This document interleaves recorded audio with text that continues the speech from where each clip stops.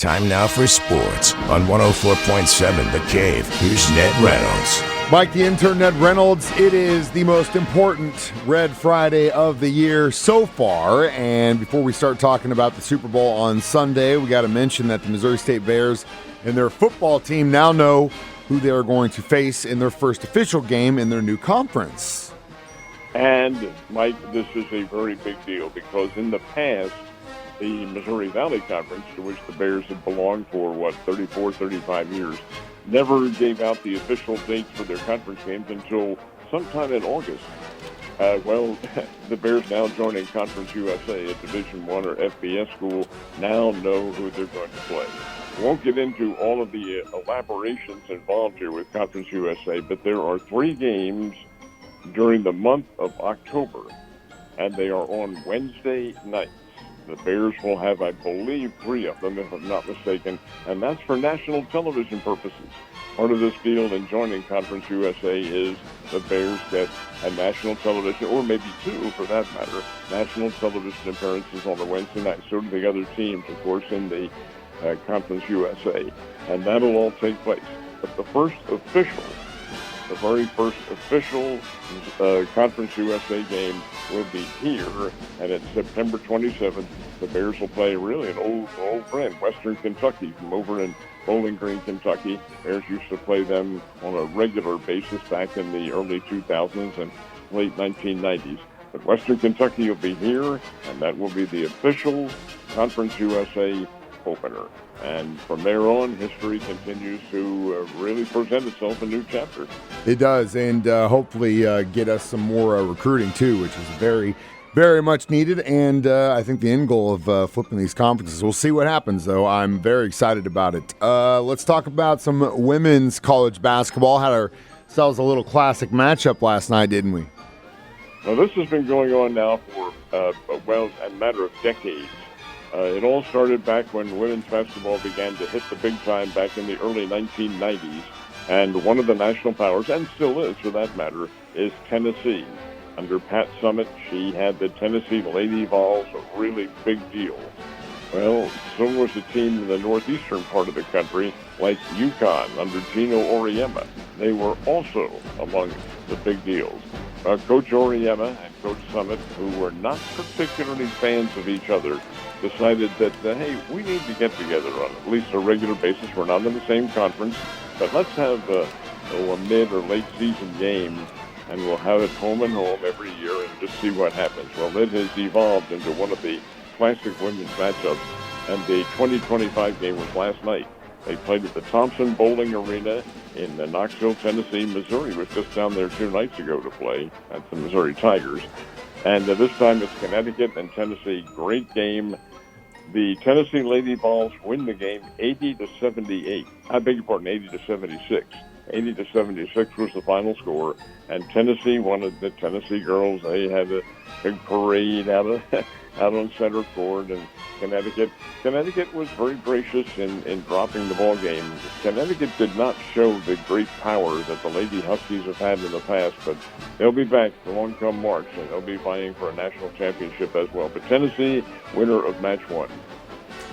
Last but not least, the Drury Panthers were out on the road yesterday. How'd they make out?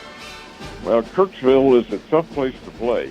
Now, the Lady Panthers are pretty good, and they really took care of Truman State by a score of 88-64. Truman State thought that they were primed and ready to give Drury a pretty good battle. Did not do so. 88-64, the Drury Lady Panthers win. Not such good news for the Panthers. They took the court in the second game, and right from the get-go, it was all Truman State. And the Truman State Bulldogs won the ball game by a score of 79-63 over Drury. The Drury men's team has been struggling here in recent years. And I say struggling, that's really not the case, but they have not been the world beaters that they had been in the past. But we get a split of that doubleheader, and now it's on to the Super Weekend. Before we talk about what's going on in the Super Bowl on Sunday, we got to talk about who got awarded the most valuable player in the National Football League last night. Your thoughts on that? Well, the NFL does have its award ceremony usually about 48 hours before the Super Bowl. This is the 14th year they've done this. They get a theater in whatever city that they happen to have the Super Bowl in, and they present the awards. Now, I must admit to you, every category, of course, gets an award. Saquon Barkley of Philadelphia was the Offensive Player of the Year, and so forth and so on. But the big one is the NFL Player of the Year, or Most Valuable Player. And by 1 point, and I must admit to you, Mike, I don't know how the scoring system works when the voters from the Football Writers Association get together. I don't know if it's 1 vote and 1 point, or maybe some more points. That's beside it. It was a 1-point victory, the NFL Most Valuable Player, for Josh Allen of the Buffalo Bills. He gets the award. He is Pro Football's Most Valuable Player for the 2024-25 season.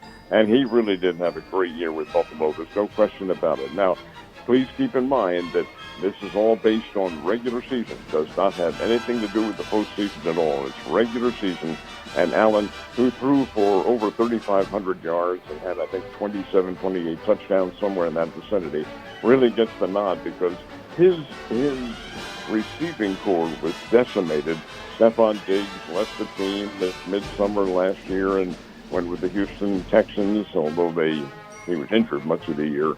So, but all sorts of ramifications and negatives for Buffalo, and yet they were right there at the end, and Allen was one of the big reasons for that. So by the margin of 1 point, 24-23, it is Josh Allen over Lamar Jackson as the NFL Player of the Year. Yeah, I still think, even though we're going to face them on Sunday, I really think Saquon should have gotten that thing. What do you think? That Player of the Year? Yeah, I think there's room for that, yes. I think he should. I mean, and this isn't against, like, you love the Chiefs, you hate the Bills, you hate the Ravens thing. I personally, from what I saw that guy do, he literally got his team to a Super Bowl and made it to the Super Bowl. That should be the end of the discussion. But I'm not getting paid the big bucks, so what does my opinion matter? The Missouri State basketball Bears are where this weekend? They on the road? Well, but the Lady Bears play tonight. They're playing here in town at the Great Southern Bank Arena. So it is Lady Bears basketball tonight, and they'll start their game at the usual time, around 6 o'clock, 6:30, somewhere in that vicinity. And they're playing very well. That's an extremely good team. The Bears, who had their very brief one-game winning streak ended the other night, are on the road to Nashville. They'll play in Nashville, Tennessee against Belmont.